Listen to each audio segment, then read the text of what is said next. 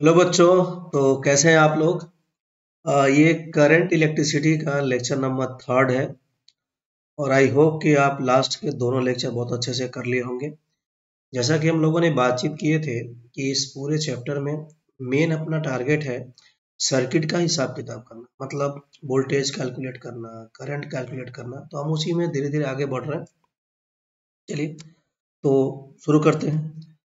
अब मान लीजिए बेटा मेरे पास अगर दो चार अगर मेरे पास रजिस्टर हो तो हम लोग उसकी ग्रुपिंग करना चाहेंगे। ग्रुपिंग बोलिए या कॉम्बिनेशन बोलिए। ग्रुपिंग का मतलब ये है कि जो भी हमारे पास दो चार रजिस्टर हैं हम उसको जोड़ना चाह रहे हैं, तो जोड़ने के बहुत सारे तरीके होते हैं, कुछ स्टैंडर्ड तरीके होते हैं जो हमें दिमाग में रखना पड़ेगा बाकी सर्किट, बड़े बड़े सर्किट को सॉल्व करने के। तो इसमें ग्रुपिंग को लेके बेटा पहला ग्रुपिंग होगा सीरीज ग्रुपिंग। सीरीज का मतलब ये है कि बेटा मान लीजिए हमारे पास दो चार अगर रजिस्टर है, एग्जाम्पल के लिए मान लीजिए मेरे पास तीन रजिस्टर है। देखिए मैंने यहाँ तीन रजिस्टर, ये R1 है, ये R2, R3, ये तीनों को जोड़ रखा है। देखिए R1 को मैंने कैसे जोड़ा है और R2 को कैसे जोड़ा है। बेटा R1 यहाँ से स्टार्ट हुआ है, जब ये R1 यहाँ खत्म हुआ है तो यहाँ से R2 स्टार्ट हुआ है, जहाँ पे R2 खत्म हुआ है वहां से R3 स्टार्ट हुआ है। मतलब पहला शुरू, जब पहला पूरी तरह खत्म होगा तो दूसरा शुरू होगा, जब दूसरा खत्म होगा तो तीसरा शुरू होगा। अगर एक आध और भी मेंबर अगर जोड़ना रहता तो तीसरे के आगे बढ़ा देते। ठीक है, तो एग्जाम्पल के लिए मैंने तीन ले लिया है। तो बेटा इनको बोलते हैं सीरीज ग्रुपिंग। अब इनकी कहानियां क्या होंगी। कहानी ये होगी कि बेटा जैसे मान लो कि आपने बैटरी लगा रखे और इसमें एक बैटरी का काम क्या होता है, सर्किट में करंट भेजना। सर्किट अगर क्लोज है तो करंट जाएगा। तो मान लीजिए कि बैटरी का कुछ वोल्टेज होगा, बेटा इसको बोलेंगे बैटरी का पोटेंशियल डिफरेंस या बैटरी का वोल्टेज, या इसी को हम लोग बोल देते हैं पोटेंशियल डिफरेंस यानी पीडी। शॉर्ट में बेटा पीडी लिखेंगे, पोटेंशियल डिफरेंस नाम है। तो इसने क्या किया बैटरी ने, बेटा इसमें करंट चलाया। देखिए इसकी वैल्यू मैंने आई ले रखी है। अब इसका खास बात ये देखिए, बेटा बैटरी सर्किट में ना बहुत ज्यादा ईमानदारी से काम करता है। बैटरी का ईमानदारी से काम करने का ये मतलब है कि बैटरी सर्किट को जितना करंट सप्लाई करेगा उसको उतना ही करंट वापस भी चाहिए। मतलब अगर एक करंट आई जा रहा है तो बेटा इसको करंट वापस भी चाहिए। तो आप थोड़ा सोचिए कि अगर आई इस रास्ते से निकल रहा है और इसको आई अगर वापस भी चाहिए, बेटा अगर आई यहाँ से जा रहा है और इसको आई वापस भी चाहिए तो कोई तो रास्ता चाहिए। देखिए आई चलेगा, यही आई R1 में चलेगा, ये R2 में चलेगा, फिर R3 में चलेगा, फिर वापस आ जाएगा। ठीक है, इसका मतलब एक चीज हमें आइडिया लग रहा है कि ये जो करंट आई बैटरी सप्लाई कर रहा है और जो इसको आई वापस मिलना चाहिए, इसके लिए इस करंट को R1 से भी गुजरना पड़ेगा, R2 से भी गुजरना पड़ेगा, R3 से भी गुजरना पड़ेगा, क्योंकि तभी जाके करंट वापस पूरा पूरा हो पाएगा। और कम ज्यादा नहीं, ठीक बराबर करंट। तो समझिए एक तरह से नियम बन जाता है कि अगर रजिस्टेंसेस अगर सीरीज में होते हैं तो सब में करंट क्या होगा, सेम होगा। तो ये आप लोग याद करके रखिएगा कि जो करंट होता है सीरीज में, बेटा इंपॉर्टेंट है। सीरीज में कई बार उल्टा भी हमको सवाल पूछ देता है, बेटा मान लो कि करंट सेम होगा तो फिर हमें ये आइडिया लगाना होगा कि सब सीरीज में। बाकी तो बेसिक बात हम समझ ही रहे हैं कि अगर दो चार मेंबर अगर सीरीज में होंगे तो सब में करंट क्या होगा, सेम होगा। ओके, चलिए अब इसमें अगली बात करते हैं। बेटा ये जो सर्किट आप देख रहे हैं इनमें कॉन्सेप्ट आता है इक्विवेलेंट रेजिस्टेंस का। इक्विवेलेंट का मतलब देखिए ये जो तीनों रजिस्टर हैं ये तीनों मिलके कुछ ना कुछ काम कर रहे हैं। जैसे काम का मतलब ये हो गया कि तीनों मिलके बैटरी से करंट आई विड्रॉ कर रहे हैं। तो देखिए इक्विवेलेंट से मतलब ये होता है कि अगर हम एक ऐसा सर्किट बनाएं, इनके बराबर का सर्किट, जिसमें यही बैटरी लगाए, इसी बैटरी को लगाया जाए, जैसा यहाँ पे है V का ना, तो बेटा यही बैटरी यहाँ लगाइए और इस बैटरी को एक अकेले ऐसे रेजिस्टेंस के क्रॉस जोड़िए जो इन तीनों के बराबर काम करे। तीनों मतलब जितने भी तीन चार सीरीज में लगे हैं सबके बराबर काम करना चाहिए। तो बेटा ये जो अकेला वाला रेजिस्टेंस होगा बराबर काम करने का मतलब क्या है, जैसे तीनों मिलके बेटा यहाँ पे क्या कर रहे थे, करंट आई विड्रॉ कर रहे थे, तो इसको भी करंट आई ही विड्रॉ करना चाहिए। मतलब आई को स्मॉल लिखिए बेटा, ये सिंबल आई है। ठीक है, करंट आई विड्रॉ करना चाहिए। तो ये बताइए ये जो EQ का मतलब क्या है, इक्विवेलेंट रेजिस्टेंस। बेटा इसको बोलेंगे कि ये REQ इन तीनों के बराबर है। बराबर क्यों बोल रहे हैं, बेटा रजिस्टर का काम क्या है, सर्किट से करंट को विड्रॉ करना, बैटरी से करंट को विड्रॉ करना। तो ये तीनों मिलके काम कर रहे हैं, वो अकेला ही तो कर रहा है। तो वो जो अकेला वाला रजिस्टर है ना, उनको बोलेंगे, उसको बोलेंगे वो तीनों का इक्विवेलेंट है। मतलब यार देसी में बोले ना तो सिंपल, मतलब मान लो आपने 3 बल्ब लगा रखे हैं, यार तीनों बल्ब चमक रहे होंगे, ग्लो कर रहे होंगे, तीनों पावर कुछ कंज्यूम कर रहे होंगे बैटरी से। अगर आप एक अकेला बल्ब लगा दो और वो तीनों के बराबर चमक दे, तीनों के बराबर ग्लो करे, तो बोलेंगे कि वो अकेला वाला तीनों के बराबर है। तो ये बल्ब वगैरह मतलब क्या है, रेजिस्टेंस से ही तो मतलब होता है। तो ये जो आर इक्विवेटर है इसको बोलेंगे इक्विवेलेंट, और इसकी वैल्यू होती है बेटा, देखिए ये सीधे सीधे जोड़ देंगे, जानबूझ के बढ़ाया गया। हो सकता है कि हमारे पास सवाल में 3 4 5 10 20 कुछ भी हो जाए, हो सकता है कि मान लीजिए कि 2 से ज्यादा हो, 3 से ज्यादा हो, तो सबको सीरीज में जोड़ लेंगे। मतलब सीधे सीधे याद रखिएगा कि बेटा जो इक्विवेलेंट रेजिस्टेंस होता है सीधे सीधे जोड़ने से आता है। और आप सभी लोग जानते हैं कि जो रेजिस्टेंस होता है ना बेटा, ये पॉजिटिव क्वांटिटी होता है। इसका मतलब ये होता है कि जब जोड़ोगे दो चार नंबर को तो वो बड़ा ही नंबर आएगा। तो इसमें याद ही रखिएगा कि जो ये इक्विवेलेंट हो रहा है ना बेटा, ये जो R1 R2 R3 को आप जोड़ेंगे सीरीज में, उसमें जो बड़ा वाला नंबर होगा ना, आंसर उससे भी बड़ा आएगा। क्रॉस चेक में मदद होगी, तो इसको लिख दीजिएगा कि ये ग्रेटर देन ग्रेटेस्ट होगा।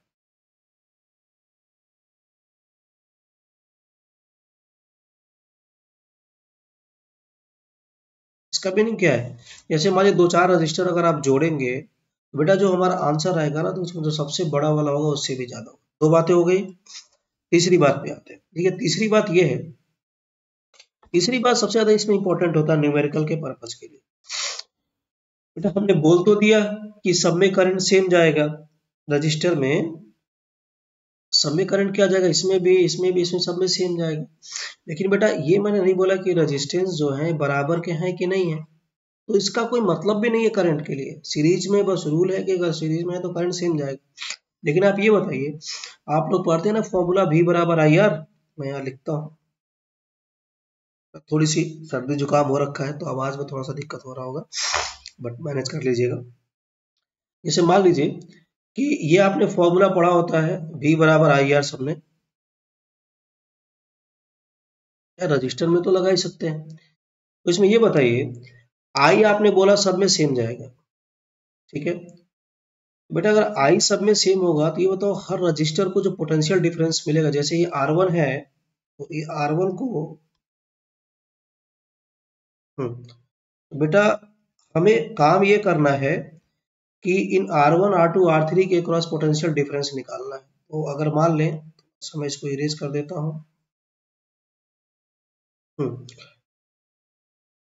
तो पुरानी वही कहानी याद करेंगे बेटा कि सब में करंट सेम होगा। तो इसको बेटा मान लो कि पोटेंशियल डिफरेंस मिला V1, इस V1 को इसको बोलेंगे पोटेंशियल डिफरेंस ऑफ R2, और इसको आप बोलेंगे पोटेंशियल डिफरेंस अक्रॉस R3।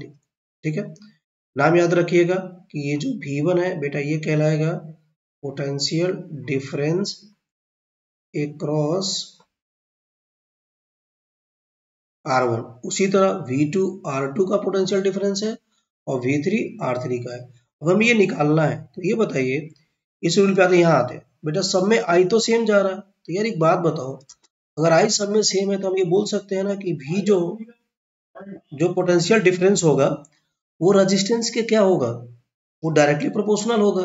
ठीक है, तो ये जो देख रहे हैं सब में आई, क्योंकि आई सब में क्या है, सेम है।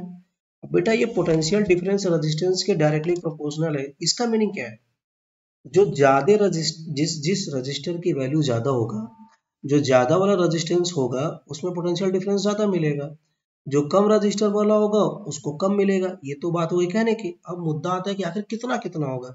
देखिए छोटा सा एक बेसिक मैथ आएगा, याद रखिएगा बेटा। अगर ये प्रोपोर्शनल है तो आप बोलेंगे जो पोटेंशियल डिफरेंस का रेशियो होगा वो इनके रेजिस्टेंस के रेशियो में डिवाइड होगा, R1 R2 और R3। ठीक है, अब ये तो रेशियो हो गया। कई बार हमसे वैल्यू पूछेगा, तो देखिए वैल्यू निकालने के लिए क्या करेंगे, उसको भी हम न्यूमेरिकल में देख लेंगे। फिलहाल अभी ये डेटा याद रखिएगा कि सीरीज में, देखिए मैं फिर से बात बोलता हूँ बेटा, जो सीरीज की बात होती है, तीन बात याद रखिएगा।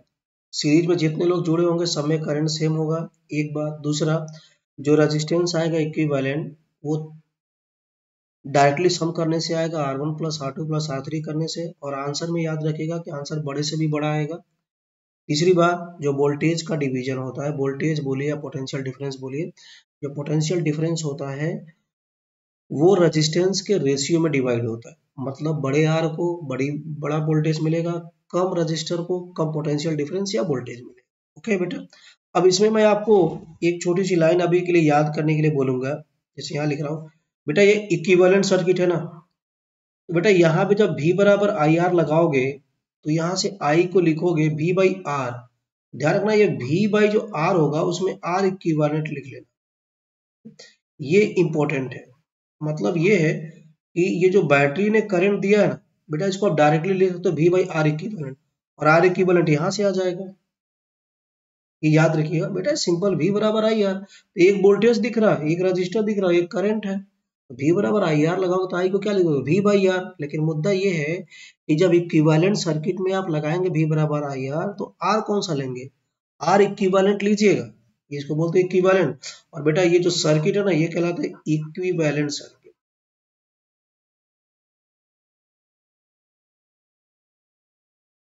मतलब ये तीनों के बराबर, देखो तीनों करंट आई विड्रॉ कर रहे हैं, बेटा यहाँ भी आई है। तो कभी भी करंट का कैलकुलेशन ना जानते हैं किससे करिएगा, इक्विवेलेंट वाले सर्किट से करिएगा। चार बातें फिर बोल दिया। सीरीज में आई सेम होता है, equivalent resistance R1 plus R2 plus R3 ऐसे होता है, वोल्टेज का डिवीजन R के रेशियो में होता है, और रेशियो में होता है। और एक और बात का फिर ध्यान रखना बेटा, ये जो मैं बार बार बोल रहा हूँ ना कि वोल्टेज का डिवीजन V1 V2 और V3, ये डिवीजन है किसका, ये बैटरी का है। तो इस बात का ध्यान रखिएगा, ये जो डिवीजन होगा बैटरी के वोल्टेज का होता है। मतलब जितना भी इंडिविजुअल रजिस्टर को वोल्टेजेज मिलेंगे, वो सबका जोड़ने पे जो सम आना चाहिए ना, वो बैटरी के वोल्टेज के बराबर होना चाहिए। इतनी बातें याद रखनी है सीरीज को लेके, ठीक है। अब चलिए मैं आपको दूसरी कहानी बताता हूँ ग्रुपिंग का, पैरेलल वाली। देखिए पैरेलल में बेटा कुछ इस तरह की ग्रुपिंग होगा।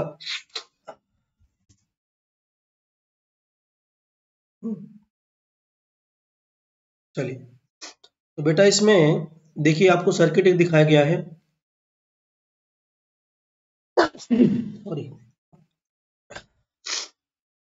बेटा, अगेन भाई ये बैटरी है, तो कुछ वोल्टेज होगा, इसको भी मान लेते हैं। सॉरी यार, थोड़ा सा सर्दी जुकाम हो रखा है, ठीक है। चलिए, अब इसमें बेटा वही फिर से मान लीजिए कि करंट आई जा रहा, तो बेटा अगर करंट आई जाएगा तो इसको करंट आई वापस भी तो चाहिए, ठीक है। अब थोड़ा ग्रुपिंग देखिए इसका क्या है बेटा, दो चार रजिस्टर को हम ग्रुपिंग में पैरेलल में तब बोलेंगे। देखिए तीनों में क्या खास बात है, R1 R2 R3 में देखो तीनों शुरू एक जगह से हो रहे हैं, शुरुआत कॉमन जगह से हो रही है, और तीनों का जो एंडिंग पॉइंट है वो भी तीनों का क्या है, सेम जगह पे है। मतलब अगर दो चार रजिस्टर ऐसे शुरू हो रहे हो कि सबका शुरुआती पॉइंट सेम हो और सबका एंड पॉइंट भी सेम हो, अगर सब लोग एक कॉमन जगह से शुरू हो रहे हैं और किसी दूसरे कॉमन जगह पे अगर एंड हो रहे हैं ना, तो बेटा इसको बोलेंगे कि ये सारे लोग किस में जुड़े हैं, पैरेलल ग्रुपिंग में। तो सीरीज की जैसे तीन चार प्रॉपर्टी थी, वैसे बेटा पैरेलल का याद रखना। इसमें देखिए, आप देखिए जो बैटरी लगाए हो ना बेटा, ये बैटरी का एक तार होता है। इस तार का मतलब क्या है कि ये बैटरी देखिए किसके बीच में जुड़ा है, इस पॉइंट और इस पॉइंट के बीच में जुड़ा है। मतलब बैटरी का ये काम होता है कि जिसके बीच में जुड़ा है, ये बैटरी उतने का पोटेंशियल डिफरेंस मेंटेन करता है। लाइन याद रखें, बैटरी को तार से जिस पॉइंट के बीच में जोड़ते हैं, उस पॉइंट के बीच में वो उतने का पोटेंशियल डिफरेंस मेंटेन करता है। तो बेटा ये तो पॉइंट तीनों के लिए कॉमन है। इसका मतलब ये है कि तीनों रजिस्टर को जो वोल्टेज मिलेगा वो सेम मिलेगा, और किसके बराबर मिलेगा, बैटरी यानी सप्लाई के बराबर मिलेगा। ओके, तो इसे पहला कॉन्सेप्ट याद रखिएगा कि जो पैरेलल में रेजिस्टेंस होते हैं बेटा, उसमें वोल्टेज क्या होते हैं, वोल्टेज मतलब पोटेंशियल डिफरेंस पीडी क्या होगा, सबको सेम मिलेगा। सीरीज में क्या सेम था, आई सेम था। सीरीज में बंटवारा किसका था, वोल्टेज का। इसमें सेम क्या है, वोल्टेज है। दूसरी बात करते हैं, दूसरा बेटा वही फिर से है इक्विवेलेंट रेजिस्टेंस। अब इक्विवेलेंट का जैसे वहां मीनिंग था वैसे यहाँ पर भी होगा। मतलब बेटा इसका एक इक्विवेलेंट डायग्राम बनाएंगे, ताकि इन तीनों के बराबर एक ऐसा रेजिस्टेंस लगाइए जो इसी बैटरी से सेम काम करता हो। वोल्टेज है, ये आई है, ठीक है बेटा। इसमें आई आपको निकालना मैं बताया था, आई कितना हो जाएगा, इक्विवेलेंट सर्किट में V बाई आर ना लिख के R इक्विवेलेंट लिखिए, ठीक है। अब मुद्दा ये है कि आर इक्विवेलेंट होता कितना है, तो बेटा पैरेलल में इक्विवेलेंट रेजिस्टेंस होता है 1/R इक्विवेलेंट बराबर 1/R1 प्लस, मतलब रिवर्स करके जोड़ देते हैं, याद रखिएगा। और आंसर देखिएगा रिवर्स में आता है, मतलब फाइनली आपको आंसर के लिए ना इसको रिवर्स करना पड़ेगा, ठीक है ना। फॉर्मूला बड़ा सिंपल है, याद किया जा सकता है। पैरेलल में 1/R इक्विवेलेंट बराबर 1/R1 plus 1/R2 plus 1/R3 plus 1/R4, depend करेगा कितना है, 2 4 5 है कि कितने हैं। ओके, बेटा इसमें ध्यान रखिएगा जो इसमें आंसर होता है ना, वो जो इसमें R1 R2 R3 में से जो सबसे छोटी वैल्यू होगी आंसर उससे भी छोटा है, याद रखिएगा, क्रॉस चेक में मदद। इसका लिख लीजिएगा, ये जो आंसर होगा ये स्मॉलर देन स्मॉलेस्ट आएगा।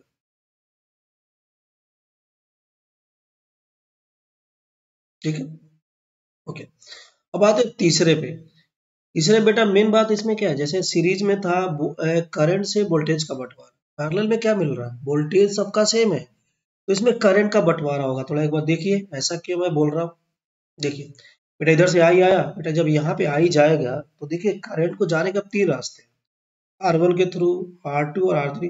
तो कुछ R1 में जाएगा करंट, कुछ R2 में जाएगा और कुछ R3 में जाएगा।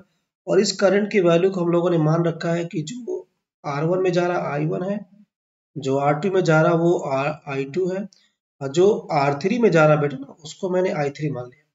फिर यही इधर से I1 मिलेगा, इधर से I2, फिर फाइनली ये तीनों मिलके फिर I बना के इधर चले जाएंगे। ओके, तो आपने नोटिस किया होगा बेटा इसमें करंट सेम नहीं है, इसमें करंट अलग अलग है, मतलब इसे बंटवारा किसका हो रहा है, करंट का। लेकिन सबको क्या सेम मिला है इसमें, बी। तो सिमिलरिटी एक कंपैरिजन करके पढ़ेंगे तो याद रहेगा, सीरीज में आई सेम, पैरेलल में भी सेम। सीरीज का रेजिस्टेंस डायरेक्ट जोड़ने से आता है, सीधे जोड़ने से, पैरेलल में 1/R करके जोड़ते हैं। तीसरा, सीरीज में वोल्टेज का डिवीजन होता है, पैरेलल में करंट का डिवीजन। अब देखिए करंट का डिवीजन जानने के लिए क्या करेंगे बेटा, ये हम थ्योरी जान ही रहे हैं कि जो V बराबर आई आर होता है, उसमें अगर I को लिखोगे तो V/R हो जाएगा। और यार यहाँ पे तीनों का भी सेम है, मतलब करंट जो होगा रेजिस्टेंस के इनवर्स प्रोपोर्शन में होगा। देखिए कैसे, मैं यहाँ आपको दिखाता हूँ। जैसे आप लिखेंगे V बराबर आई आर, तो बेटा यहाँ से I को क्या लिखोगे आप, V/R। और यार यहाँ पैरेलल में तो सबका भी सेम है, मतलब जो I है वो R के इनवर्स रेशियो में है। मतलब इसको आप ये बोल सकते हैं उस रजिस्टर को करंट ज्यादा मिलेगा जिसकी वैल्यू कम होगी, मतलब कम रजिस्टर को करंट ज्यादा जाएगा, ज्यादा रजिस्टर को करंट कम जाएगा। और इसको नियम बना के याद रखिए कि पैरेलल में करंट का डिवीजन होता है और आर के रेशियो में नहीं, 1/R के रेशियो में होता है। इसका मतलब जानते हैं क्या है, जो ये आपने I1 बेटा लिखा है ना, I1 I2 I3, बेटा ये 1/R के रेशियो में होगा, मतलब इसको आप लिखेंगे 1/R1 1/R2 और 1/R3। अगर एक आध और हो तो आगे बढ़ा लेते। और मुद्दा मेन एक और चीज है बेटा इसमें, कि जो I1 plus I2 plus I3 होगा, ये तो करंट का बंटवारा है। तो बंटवारा किसका हो रहा है, जो मेन करंट आ रहा है, मतलब ये I का बंटवारा हो रहा है। और ये I टोटल करंट है, और ये टोटल करंट की वैल्यू कितनी है, बैटरी का वोल्टेज और इक्विवेलेंट रेजिस्टेंस। इक्विवेलेंट रेजिस्टेंस यहाँ से निकाल लेंगे। तो एक पूरा प्रोसेस है, एक बार देख लीजिए, पूरा प्रोसेस है, छोटी छोटी चीजें हैं। ठीक है, चलिए अब बेटा उसी को ना स्टैंडर्ड एग्जांपल से समझते हैं। स्टैंडर्ड एग्जांपल से मतलब होता है इसकी कुछ चीजें आपको याद रखनी पड़ेगी। एग्जांपल से वही चीज समझते हैं, जैसे रजिस्टर, मान लो बेटा दो रजिस्टर है और सीरीज बोला, दिख भी रहा है बेटा एक के बाद दूसरा जुड़ा हुआ है। मान लीजिए बैटरी का वोल्टेज V है, आप तुरंत सर्किट में यही काम करिएगा, बैटरी से कुछ करंट निकालिएगा, इसको इतना वापस दे दीजिएगा। बेटा जब दिख रहा सीरीज में है, तो अभी से सीरीज में क्या सेम होता है, आई सेम होता है, तो पहले आई बना दीजिए। बेटा तुरंत इसका एक इक्विवेलेंट डायग्राम बनाइए, इसकी जगह एक अकेला आर बनाइए जिसको आर इक्यू मान इक्विवेलेंट रेजिस्टेंस। और अगर इक्विवेलेंट डायग्राम है तो बेटा इसी बैटरी से यही करंट जाएगा। ओके, तो बेटा यहाँ पे रूल क्या लिखेंगे, यहाँ पे रूल ये लिखेंगे कि जो आई होगा इसमें बेटा वो होता है V बाई आर इक्विवेलेंट। ठीक है, अब आते एक एक सवाल है। बेटा पहला पूछेगा इक्विवेलेंट रेजिस्टेंस, ऑब्वियसली बेटा सीरीज में है तो सीधे जोड़ देते हैं, तो ये हो जाएगा R1 प्लस R2। ठीक है, दूसरा देखिए सवाल बनेगा सर्किट का करंट बताइए। सर्किट का करंट का मतलब बेटे ये आई जो बैटरी सप्लाई करेगा, मतलब बैटरी ने कितना करंट सर्किट में भेजा है वो निकालने की बात हो रही है। ठीक है, तो बेटा ये तो अभी निकाले हैं इक्विवेलेंट से। हमेशा इसके लिए जानते हैं क्या करिए, इक्विवेलेंट सर्किट निकालिए। इसके लिए हमेशा यूज करिए इक्विवेलेंट सर्किट। तो बेटा कितना हो जाएगा वो, आई बराबर V बाई आर इक्विवेलेंट, और आर इक्विवेलेंट कितना है, सीरीज में है तो ये हो जाएगा R1 प्लस R2। ठीक है, तीसरा चलते हैं बेटा वोल्टेज डिवीजन। जैसा कि हम लोगों ने अभी बोला था ना कि सीरीज में वोल्टेज का डिवीजन होता है, बेटा मैंने आपको बोल दिया था V प्रोपोर्शनल टू R होता है, रीजन सीरीज में I कांस्टेंट होता है। कांस्टेंट मतलब सेम होता है सबके लिए। तो बेटा जो V1 V2 होगा, V1 मतलब मान लीजिए इस रेजिस्टेंस का पोटेंशियल डिफरेंस V1, R2 का मान लीजिए V2 है।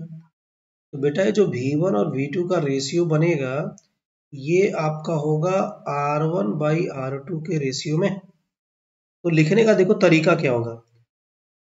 अब बंटवारा किसका होता है बेटा, इस बैटरी के वोल्टेज का। तो देखो लिखेंगे कैसे, V1 रेजिस्टेंस का पोटेंशियल डिफरेंस, तो बेटा ये R1 के रेशियो में है। तो देखिए आप क्या करिएगा, इसका रेजिस्टेंस ऊपर रखिए, नीचे दोनों का ले लीजिए वैल्यू। ठीक है, अब बेटा बंटवारा किस वोल्टेज का होता है, बैटरी का, तो इसको भी लिख दीजिए। ठीक है, उसी तरह दूसरा क्या हो जाएगा, भाई बेटा V2 लिखोगे, V2 मतलब R2 का, तो जिसका वोल्टेज चाहिए उसका रेजिस्टेंस ऊपर रखिएगा और नीचे रखिएगा टोटल, और फिर मल्टीप्लाई कर दिएगा जिसका बंटवारा होना है। इसको याद रखना है, दो रेजिस्टेंस में बाकी 2 4 5 कितने भी रजिस्टर हो गए ना, काम आपको ऐसे ही करना है। जिसका पोटेंशियल डिफरेंस आपको निकालना है उसका रेजिस्टेंस ऊपर रखना है, नीचे टोटल रेजिस्टेंस रखना है, और कौन से वोल्टेज का मल्टीप्लाई करना है, बैटरी का वोल्टेज मतलब सप्लाई का वोल्टेज। ओके, चलिए। अच्छा, इसे मान लो बेटा कि अगर इक्वल रेजिस्टेंस होता तो क्या करते, जैसे मान लो कि ये R1 R2 बराबर है, तो बेटा इसको बोलेंगे बराबर का बंटवारा। अरे ये बैटरी का वोल्टेज जाके बेटा बढ़ता है ना इसमें R1 में और R2 में। तो अभी आपने बोला कि जो रेजिस्टेंस के प्रोपोर्शन में बढ़ता है, और अगर मान लीजिए आपने रेजिस्टेंस बराबर ले लिया तो बराबर का बंटवारा। इसका मतलब बेटा ये होगा कि अगर ये दोनों बराबर हो गए तो बेटा उनका पोटेंशियल डिफरेंस भी बराबर होगा, और ये आधा आधा हो जाएगा। तो बैटरी का आधा R1 के हिस्से में जाएगा और बैटरी का आधा R2 के हिस्से में। ओके, चलिए ऐसे ही। तो ये सीरीज को लेके कुछ बताने की बात थी, इसी तरह पैरेलल में के बेसिक एग्जांपल कर लेते हैं। बेटा ये पैरेलल का एग्जांपल है। देखिए इसमें सीरीज दिख रहा होगा बेटा कि इसमें से करंट चला, मान लीजिए बैटरी का वोल्टेज है, दो रास्ते मिला, R1 में गया, R2 में गया कुछ करंट वापस। तुरंत इक्विवेलेंट डायग्राम की बात करेंगे तो बेटा एक R बनाइए, उसी बैटरी से वही करंट सर्किट में भेज दीजिए। बेटा इसको R इक्विवेलेंट, तो R की वैल्यू कितनी हो जाएगी, V बाई आर इक्विवेलेंट। ठीक है, अब देखिए पहला सवाल था इक्विवेलेंट आर बताइए। तो बेटा इक्विवेलेंट आर का फॉर्मूला कितना होता है पैरेलल में, दो ही है, तो 1 by R1 plus 1 by R2। अब इसका एलसीएम वगैरह ले लीजिए। बेटा इसको सॉल्व करेंगे तो ये हो जाएगा R2 plus R1 by R1 R2। तो बेटा इसको रिवर्स कर दो, आर इक्विवेलेंट लिखोगे तो यहाँ से आर इक्विवेलेंट आएगा R1 R2 upon R1 plus R2। मेरा सजेशन है इसको एज अ फॉर्मूला याद रखें दो रजिस्टर के लिए। देखो यार एग्जाम में बेटा इतना समय नहीं होता है कि यार तुम पहले 1/R1 लिखोगे, 1/R2 लिखोगे, जोड़ोगे, फिर 1/R इक्विवेलेंट लिखोगे, फिर उसको। कई लोग तो ठीक थे 1/R1 प्लस 1/R2 करते हैं, बाद में उल्टा करना भूल जाते हैं। ठीक है, तो अब मेरा सजेशन है पैरेलल के केस में सीधे याद रखिएगा इक्विवेलेंट का आंसर क्या करेंगे। पैरेलल केस में सीधे सीधे याद रखिएगा, ऊपर दोनों को मल्टीप्लाई कर देना है और नीचे दोनों को जोड़ कर डिवाइड कर देना है। ठीक है, याद रखेंगे। और अगर मान लो बेटा दोनों अगर बराबर के हो गए, सपोज करिए कि इसमें मैं अगर आपसे बोलूं कि मान लो बेटा कि R1 R2 बराबर है, इसी में मान लो कि R1 और R2 अगर बराबर है, मान लीजिए कि R के बराबर है, तो बेटा R इक्विवेलेंट कितना हो जाएगा? सिंपल हो जाएगा R/2। ये भी याद रखिए, दो रजिस्टर अगर बराबर के, मान लो R और दोनों की वैल्यू है, दोनों पैरेलल में, तो इक्विवेलेंट R/2 हो जाता है। ये भी याद रखिएगा। आगे बढ़ते बेटा, सर्किट करंट। तो सर्किट करंट आपने निकाल ही लिया है। सर्किट करंट मतलब हमेशा V/R इक्विवेलेंट, और R इक्विवेलेंट बेटा यहाँ से हमने निकाल लिया है। ठीक है। तीसरा आता है बेटा इसमें सवाल, करंट डिवीजन। बेटा इसमें करंट का बंटवारा होता है, तो अभी आपने पढ़ा था कि I का बंटवारा I बराबर V/R लिखते हैं, और बेटा पैरेलल में सबको भी सेम मिलता है, तो 1/R में बंटवारा होगा। तो बेटा लिखोगे I1 I2, तो ये हो जाएगा, किस रेशियो में बनाएंगे?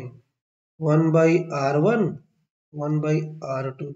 अब बेटा ये बताओ, रेशियो यार अच्छा कब लगता है?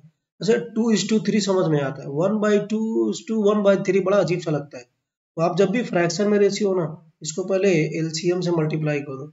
इसका एलसीएम हो जाएगा R1 R2, बेटा ये हो जाएगा आपका R2:R1 का रेशियो। तो यहाँ से देखिए, आप I1 I2 लिखेंगे तो ये आपका रिजल्ट बनेगा। मैं लिखता हूँ बेटा, यहाँ से I1 जब लिखोगे ना, मतलब करंट R1 का, ये I1 का मतलब क्या है? ये जो I1 है बेटा, ये रजिस्टर R1 का करंट, करंट इन R1। उसी तरह I2 और R2 का करंट है। तो इस I1 को लिखेंगे तो बेटा ये हो जाएगा, देखिए I1 के हिस्से में ये जाएगा, I2 के हिस्से में ये जाएगा। तो I1 का रेशियो क्या बनाएंगे? R2/R1 प्लस, बेटा डिवीजन किसका होता है यहाँ पे? टोटल करंट का होगा, सर्किट का, मतलब इसका डिवीजन होगा। बेटा इसी तरह बताओगे R2 क्या लिखेंगे? I2 आप लिखेंगे R1/R1 plus R2 into I। ठीक है, तो इसी को बेटा मैंने यहाँ फॉर्मूले के रूप में लिख दिया है। ठीक है, तो ये मैं हटा रहा हूँ, इसको आप फॉर्मूले के रूप से याद रखिए।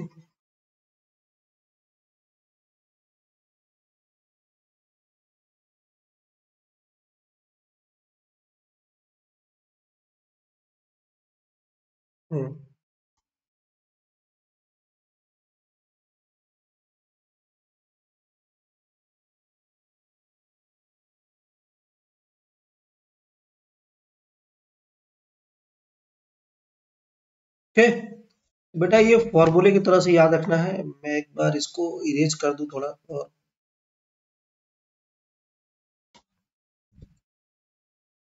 बेटा देखिए इसमें जो फॉर्मूला था आपका ना, ये था, आपको ये फॉर्मूला याद होना चाहिए।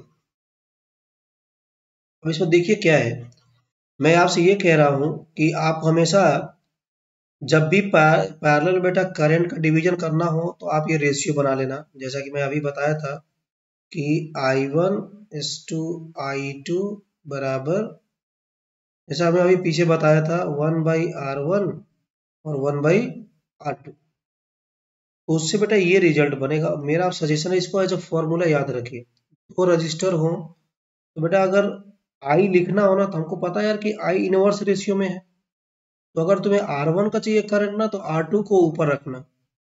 उसी तरह अगर तुम्हें R2 का करंट चाहिए तो R1 को ऊपर रखना। बाकी नीचे तो टोटल करना ही है। और ये I है, वही मेन करंट, मतलब V/R इक्विवेलेंट। अच्छा, अगर मान लो बेटा दोनों रेजिस्टेंस अगर बराबर होगा, तो बंटवारा कैसा होगा? आई का आधा आधा हो जाएगा। मतलब अगर मान लीजिए कि आपने बोला कि R1 बराबर R2 है, तो बेटा दोनों ना, जो ये I1 और जो I2 है, ये बराबर हो जाएगा, और आधा आधा हो जाएगा आई का। जो बैटरी से करंट आएगा ना, उसका आधा आधा जाएगा। ठीक है, चलिए, चलो बेटा इसी को एक्चुअली में अप्लाई करके देखते हैं न्यूमेरिकल्स में। ठीक है ना, आप लोग सोचिएगा, मैं भी एक्सप्लेन कर रहा हूँ। देखिए कह रहा है वोल्टेज अक्रॉस, ध्यान रखना यार, अगर आप किसी सर्किट में ना अगर आप वोल्टेज निकालना जानते हैं, अगर सारे रजिस्टर का अगर आप वोल्टेज निकाल लेते हैं, समझिए आप सर्किट को आप पूरा 100% सॉल्व कर लेंगे। बेटा इसमें देखिए पहली बात, दोनों किसमें सीरीज में है, तो बेटा इसका कुछ पोटेंशियल डिफरेंस होगा V, इसको मान लेते हैं V3, मतलब VA क्रॉस 3 ओम, इसको लिखते VA क्रॉस 3 ओम और इसको लिखेंगे VA क्रॉस 6 ओम। देखिए सीरीज में लगे हैं तो बेटा तुरंत बोलिएगा V प्रोपोर्शनल टू R, मतलब जो VA क्रॉस 3 ओम होगा और जो VA क्रॉस 6 ओम होगा ये इनके रेजिस्टेंस के रेशियो में होगा। 3:6 को आप लिख सकते हैं 1:2, मतलब ये V1 के हिस्से का है और ये V2 के, और बंटवारा 15 का होगा। तो देखो क्या लिखेंगे, लिखेंगे V3 के हिस्से का वोल्टेज बराबर 1, दोनों को जोड़ लेना है, 1 + 2, अब किसको बांटना है, 15 को बांटना है, तो बेटा ये कितना हो जाएगा 5 वोल्ट। अच्छा एक और V6 में क्या लिखेंगे, V6 के हिस्से में 2 जाएगा और 1 + 2 × 15 को बांटना है, कितना आएगा जी 10 वोल्ट। देखिए इनका जो जोड़ है ना वो 15 आना चाहिए, तो आ भी रहा है, और ये भी है कम रेजिस्टेंस को कम वोल्टेज मिला, ज्यादा रेजिस्टेंस को ज्यादा वोल्टेज मिला, और दोनों का सम इसके बराबर होना चाहिए, हो जाएगा। चलिए अगले सवाल में बढ़ते हैं। बेटा इन सब सवालों को ना क्या करना, आप लोग पॉज करके आराम से फिर से जो समझ के फिर आगे बढ़िएगा, ठीक है। चलिए इसको लगाते हैं। बेटा देखो इसमें करंट पूछ रहा है, देखिए यहां से 1.5 एम्पियर आ रहा है, कह रहा बताओ इसका कितना हिस्सा जाएगा 6 ओम में और 3 ओम। ईच आर का मतलब क्या है, रेजिस्टेंस में बताना है। तो बेटा यहाँ कुछ मान लेते हैं कि इधर गया कुछ इसका I1 और इधर गया कुछ मान लो I2। बेटा करंट का बंटवारा हो रहा, तो दो में बांटने का तो मैंने फॉर्मूला भी बताया था। देखिए ये R1 है तो बेटा इसको मान लो 1 सेकंड के लिए कि R1 है, और ये I2 है तो इसको मान लो R2 है। तो एक तो फॉर्मूला है यार, पैरेलल में भी पैरेलल में मैंने बताया कि याद रखिएगा, अगर I1 लिखना है ना तो बेटा दूसरा वाला रेजिस्टेंस ऊपर आएगा और नीचे तो टोटल, और जिसको बांटना है मतलब जो टोटल इनकमिंग करंट है, तो यही इनकमिंग करंट है, तो ये आई का काम करेगा, इसी को तो बांटना है। उसी तरह बेटा जब I2 लिखोगे तो ये कितना होगा, R1 ऊपर आएगा फिर, तो ये तो होता ही है एक फॉर्मूला। मान लो नहीं याद है फॉर्मूला तो तुम ऐसे बोलोगे कि बेटा ये दोनों किस में जुड़े हैं, पैरेलल, ठीक है मेथड है। पैरेलल बेटा क्या सेम होता है, भी सेम, तो आई का बंटवारा किस रेशियो में होगा, 1/r में, क्योंकि भी कांस्टेंट हो जाएगा। तो इसका मतलब ये है कि I1 बाई जो I2 होगा बेटा ये 1/r मतलब 1/6 होगा और 1/3 होगा। तो बेटा रेशियो 3:6 अच्छा लगता है, 1/6 to 1/3 थोड़े अच्छा लगता है। तो तुम क्या करना, इसके एलसीएम से मल्टीप्लाई कर देना, इसी में इसका एलसीएम कितना होगा जी 6, तो बेटा ये बनेगा 1:2। चलो बना लोगे। अब देखिए बोलेंगे कि I1 I2 इस रेशियो में होगा, इसका मतलब क्या है, जब I1 लिखोगे तो बेटा इसके हिस्से में कितना जाएगा 1 जाएगा, तो 1/1 + 2 इंटू 1.5, यही तो बांटना है, 1.5 टोटल करंट है बेटा, ये कितना हो जाएगा 0.5 एम्पियर। I2 लिखिए, I2 के हिस्से में ये है, तो लिखोगे 2/1 + 3 इंटू 1.5, कितना हो जाएगा जी 1.0 एम्पियर। और क्रॉस चेक भी कर लेना यार, देखो इनवर्स रेशियो ना, तो कम आर तो ज्यादा करंट, देखिए इसका रेजिस्टेंस कम है तो इसमें करंट ज्यादा आना चाहिए, मतलब I2 देखो ज्यादा आ रहा है 1 एम्पियर है और I1 कम है, और ऊपर से बेटा इनको जोड़ने पर ना मेन करंट जो इनकमिंग इसके बराबर होना चाहिए। देखिए आ रहा है 1.5 और ये दो में बढ़ रहा है, तो एक में 0.5 तो दूसरे में कितना होना चाहिए 1 एम्पियर, ठीक है। चलिए आगे बढ़ते हैं। अब बेटा थोड़ा सा ना मैं क्या कर रहा हूँ ना, सवालों का थोड़ा सा डोज बढ़ा रहा हूँ।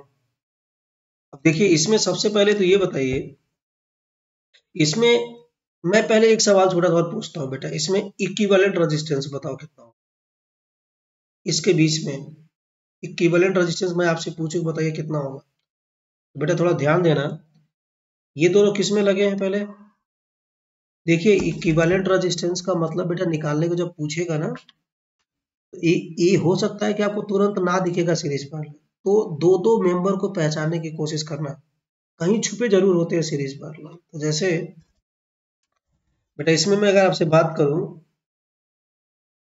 हम्म, तो बेटा ये जो 1 और 1.5 है, ये ना सीरीज है ना पैरेलल है। अब कुछ लोग सीरीज में डाउट करते हैं, बेटा सीरीज में इसलिए नहीं होगा क्योंकि जब पहला यहाँ खत्म हो रहा है तो दो तरफ बढ़ रहा है, पूरा जब खत्म होता है मतलब एक तरफ जाता तब सीरीज बोलते हैं। तो ये 1 और 1.5 सीरीज नहीं है, उसी तरह 1 और 1 नहीं। तो ये देखेंगे ये पैरेलल में है, देखो इन दोनों का हिस्सा एक जगह पे है, दूसरा हिस्सा दूसरे कॉमन जगह पे। बेटा ये पैरेलल है, ये पैरेलल है मतलब इसका ये इक्विवेलेंट आप यहीं लिख लो। बेटा इसको लिखोगे ना, इसका इक्वल कितना होगा? बेटा पैरेलल के बारे में बोला ना, डायरेक्ट याद रखो, दो मेंबर का मल्टीप्लाई करो, इसका कितना हो जाएगा 4.5, और दोनों को जोड़ लो तो वो भी 4.5। इसका मतलब ये 1 ओम है, पैरेलल है, ध्यान रखिएगा पैरेलल। तो बेटा इसका इक्विवेलेंट का मतलब ये है कि इसके बीच में आप इन दोनों के बराबर का एक रेजिस्टेंस 1 ओम लगा सकते हैं। तो देखिए लगाने के बाद ये सर्किट बनेगा, ठीक है। इसको तो मैंने अभी छेड़छाड़ नहीं किया था, तो ये तो ऐसे ही है।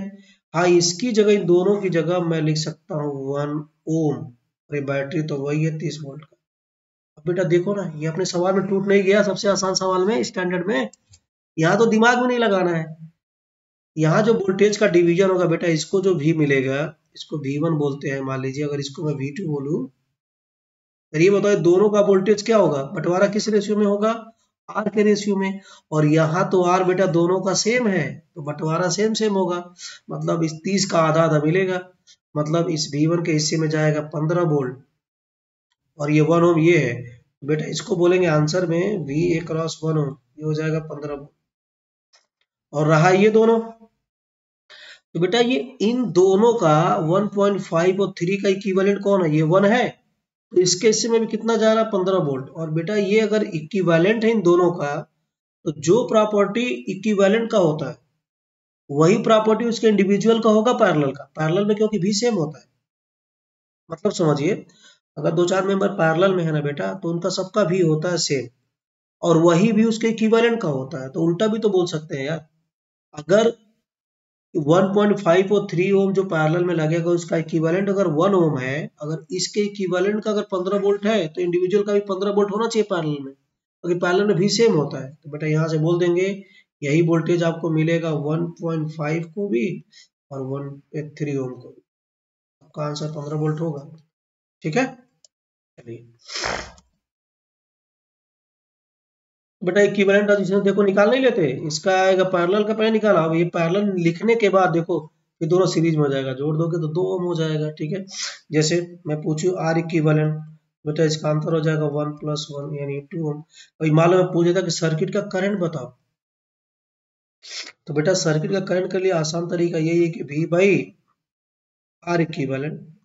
V कितना है 30 वोल्ट, और आर इक्विवेलेंट कितना है 2, तो कितना आ जाएगा जी 15 एम्पियर। मतलब उन्होंने एक सवाल पूछा एग्जाम में, मैंने दो सवाल और पूछ दिए, ठीक है।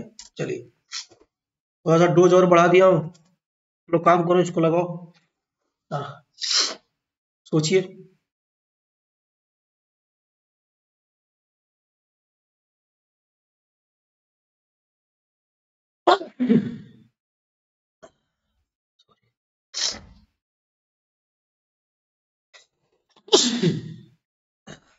तो लगाओ बेटा इसको, देखिए वही फिर से बेटा कि अगर किसी रजिस्टर, अगर किसी सर्किट में अगर आप रजिस्टेंस सॉल्व कर लेते हैं ना, निकाल लेते हैं, सॉरी, अगर किसी सर्किट में अगर सबका पोटेंशियल डिफरेंस निकाल लेते हैं, तो समझिए आप सर्किट का हर एक चीज निकाल लेंगे। देखो इसमें क्या करेंगे, इसमें सोचने का देखो बेटा पहले तरीका बता रहा हूँ। एक तो सवाल बनेगा वही छोटा सा कि इक्विवेलेंट बताए, तो बेटा इक्विवेलेंट में क्या है, ये दोनों देखो पैरेलल में है, तो इसकी जगह इसका इक्विवेलेंट हटाओगे, ये दोनों पैरेलल में, तो इक्विवेलेंट कितना होगा, ये पैरेलल में है, तो इसका जो आर पैरेलल होगा ये कितना आएगा जी, दोनों को मल्टीप्लाई करो और दोनों को जोड़ दो, 18 9 यानी 2, मतलब इसका इक्विवेलेंट 2 है, मतलब इसको रिप्लेस कर सकते हैं दोनों को 2 ओम से। देखो सर्किट ऐसा बनेगा, फिर इसको आपने अभी कुछ नहीं किया था तो ये वही रहने दीजिए, उसकी जगह 2 ओम हो जाएगा, और ये 5 ओम है, और ये वही बैटरी है। बेटा ये दोनों किस में है, सीरीज में है तो इसको रिप्लेस करो बेटा। इसको अगर रिप्लेस करोगे तो इन दोनों का इक्विवेलेंट कितना है, ये आर सीरीज में है। सीरीज का मतलब 4+2। तो बेटा अब इससे आसान सवाल क्या होगा, याद करिए स्टैंडर्ड क्वेश्चन। सारा सवाल वो अपने स्टैंडर्ड क्वेश्चन में टूट जाता है। 30 वोल्ट, ये 5 ओम, और ये बेटा कितना हो गया 6। अब यार ये बताओ, कह रहा है सबका वोल्टेज बताओ। ये दोनों पैरेलल में मिल गए, पैरेलल में सबका भी सेम, मतलब 30 वोल्ट। तो 30 वोल्ट इस 5 को भी मिलेगा, मतलब आंसर में इसका तो वोल्टेज पता चल गया कि 30 वोल्ट होगा। तो एक तो आंसर यहाँ लिख सकते हैं V अक्रॉस 5 ओम बराबर 30 वोल्ट। अब रहा बेटा कि इंडिविजुअल इनको इनको कितना मिलेगा, इसमें थोड़ा सा दिमाग लगाना पड़ेगा आपको। देखिए क्या बेटा, ये जो 6 ओम है ना, 6 ओम है, इसको भी 30 वोल्ट मिल रहा है। और ये 30 वोल्ट जो मिल रहा है 6 ओम को, ये 6 ओम इस 4 ओम और 2 ओम का रिजल्टेंट है, मतलब सीरीज ग्रुपिंग का इक्विवेलेंट है। अब बेटा हम लोग जानते हैं कि सीरीज में बंटवारा किस रेशियो में होता है वोल्टेज, बताइए।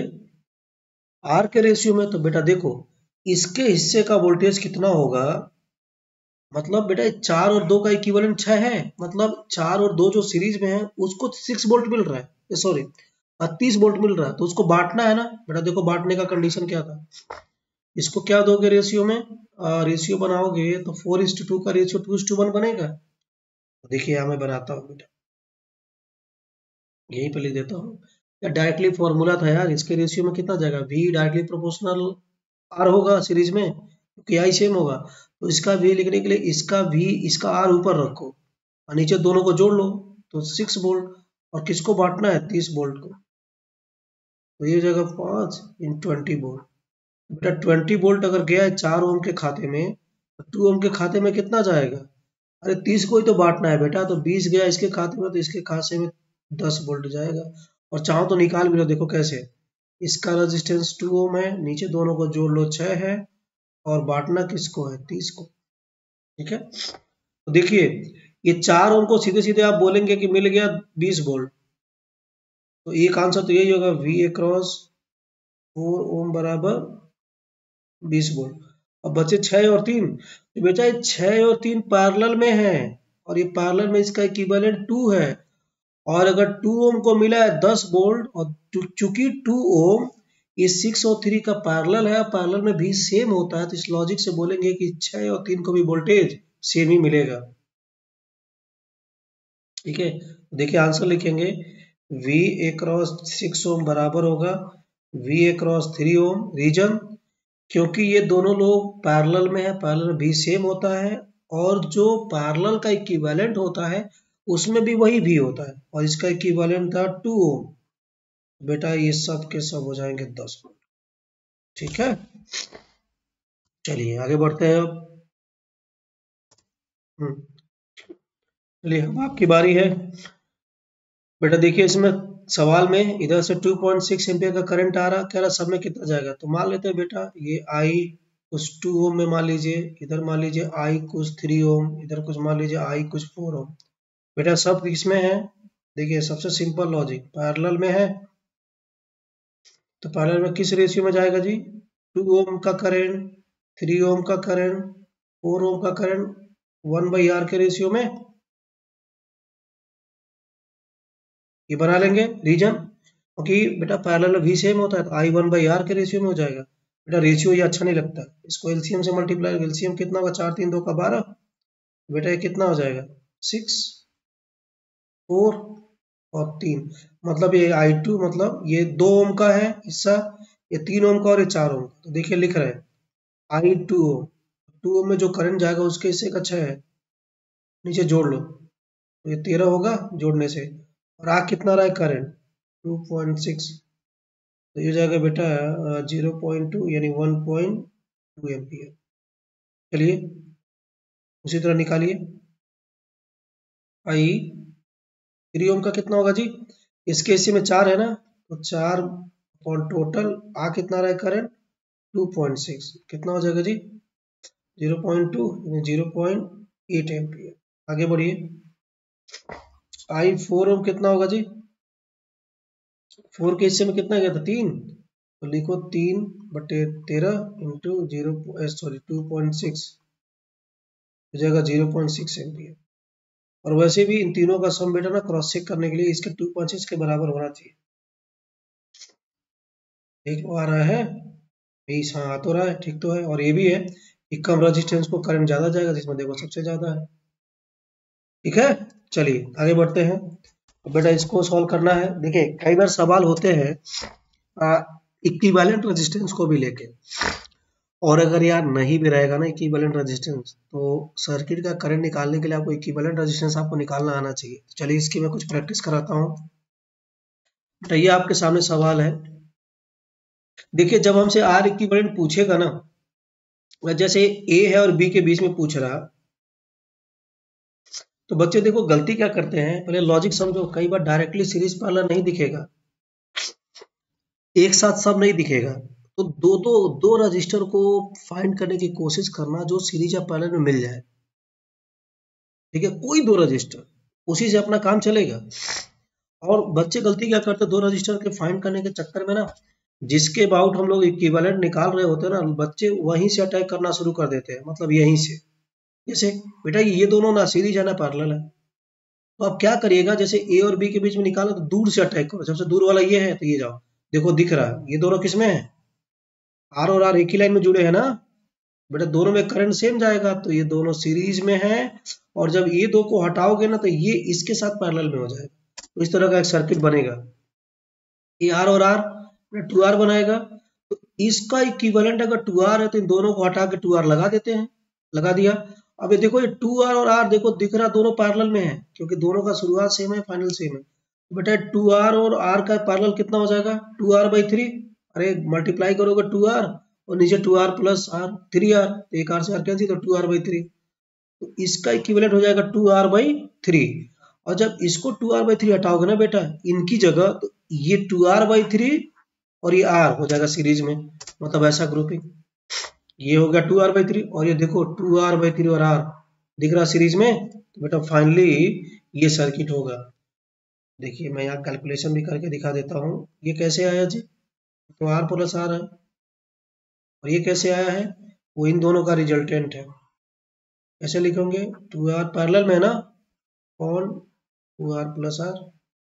ठीक है, तो ये आ गया। अब उसके बाद ये कैसे आया, तो बेटा ये इन दोनों का सीरीज है, तो ये आएगा कैसे, R plus 5R/3 R R plus 2R/3 कितना आ जाएगा 5R/3। ठीक है, अब देखो यार ए और बी, बेटा ए और बी में आपको दिख रहा होगा क्लियरली, ये दोनों किसमें पैरेलल में है, तो कितना आएगा जी पैरेलल में, दो लोगों तो पहले मल्टीप्लाई करो फिर जोड़ दो, कितना आएगा 5R/आर से आर दियो कैंसिल ही हो जाता है, ये एलसीएम 3 तो ये 8 हो जाएगा आंसर। ठीक है, चलिए अब इसको लगाइए। उसी तरह यार देखो, जिसके अबाउट निकालना होता है ना, वहां से मत समेटना शुरू करो सर्किट को, दूर से समेटना शुरू करो। जैसे इसमें भी तुम्हें दिख रहा होगा बेटा ए और बी चाहिए ना, ए और बी यहाँ है, बी यहाँ है, तो ये दोनों देखो नहीं है, ये दोनों देखो कुछ नहीं है। मैं थोड़ा लेजर ले लेता हूँ। हाँ, आप अगर ये देखेंगे तो ये दोनों कुछ भी नहीं है, लेकिन हाँ देखिए दूर से चलिए, ये देखो दिख रहा सीरीज में, और इन दोनों का इक्विवेलेंट इसके साथ पैरेलल में, फिर इसका पैरेलल इसके साथ सीरीज में, ऐसे ही समेटना शुरू करिए। बेटा ये आर और आर 2R और आर कितना होगा जी 2R/3। ध्यान रखना यार, ये ऐसे है कैलकुलेशन, ये कितना बनाएगा आर 2R, और 2R और आर कितना बनाएगा पैरेलल में 2R/3।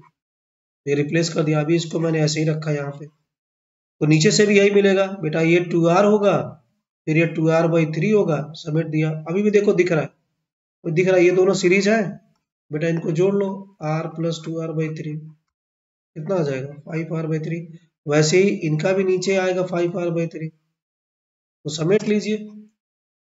अब जब ए और बी के बीच में रिप्लेस करोगे, तो ये 5R/3 5R/3 तीनों पैरेलल में है, तो बेटा इक्विवेलेंट आप निकाल लीजिए। ठीक है, तो इसका पैरेलल में है बेटा, सिंपल है 1/R इक्विवेलेंट, मतलब 5R/3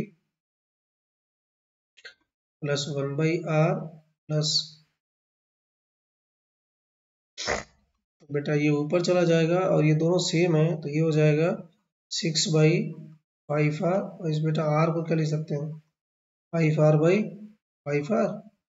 बेटा ये हो जाएगा 11r/, सॉरी ये r नहीं होगा,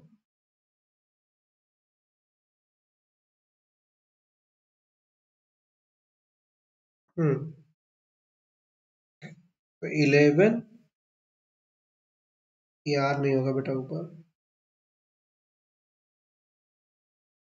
तो 11/5r होगा। ठीक है, तो बेटा इसको रिवर्स करना पड़ता है ना लास्ट अंतिम में, 5r/11, कैलकुलेशन चेक कर लीजिएगा, कर लेंगे। ओके, चलिए इसको लगाओ बेटा इसी तरह, जहां से निकालना है उसके दूर से समेटना शुरू करिए सर्किट। तो बेटा इसमें भी ए और बी है, देखो ए और बी मतलब इक्विवेलेंट रेजिस्टेंस आपको बताना है सब में। बेटा दूर मतलब देखो इधर ये दिख रहा है यार, ये दो दिख रहा है, ये दो दिख रहा है, और दिख रहा है, इसको रिप्लेस करोगे तो तुमको और दिखने लगेगा, जैसे ये 2r बन जाएगा। और फिर देखो ये 2r और ये r देखो पैरेलल में है, तो ये 2r/3 बनाएगा। उसी तरह यहां से भी जब इसको देखेंगे तो ये 2r है और ये फिर पैरेलल में होकर 2r/3, इनको रिप्लेस करेंगे बेटा तो इन सब की जगह 2r/3 यहाँ आ जाएगा, इन दोनों पॉइंट के बीच में। ध्यान दो मैं यहाँ बना के दिखाता हूँ, इन दो पॉइंट के बीच में कितना बना 2r/3, तो 2r/3 हटा दिया। इसी तरह इन दोनों पॉइंट के बीच में कितना बना है 2r/3। अब देखो फिर से दिख रहा है, ये दोनों किस में है सीरीज में है, तो 4r/3, और ये 4r/3 इस r के साथ बेटा पैरेलल में है। देखो मैं यहाँ करके दिखाता हूँ, ये दोनों कितना है सीरीज में है 4r/3। अब बेटा ये दोनों इसके साथ पैरेलल में है, जब दो लोग पैरेलल हो तो सीधे सीधे मल्टीप्लाई करिए और फिर जोड़ के डिवाइड कर दीजिए, कितना आएगा 4r/7। तो इन सब की जगह ये मैंने लिख दिया, और ये r था, ये देखो ये और भी अब दिख रहा होगा बेटा, ये दोनों किसमें है सीरीज में है, तो कितना आ जाएगा जोड़ लो, तो 11r/7, और फिर ये दोनों बेटा पैरेलल में है, तो पैरेलल में निकालने का वही फंडा है, 11r/7 इंटू r, पहले मल्टीप्लाई फिर जोड़ दीजिए, 11r/7 प्लस r कितना हो जाएगा जी 11r/18। ओके, चलिए आगे बढ़ते हैं।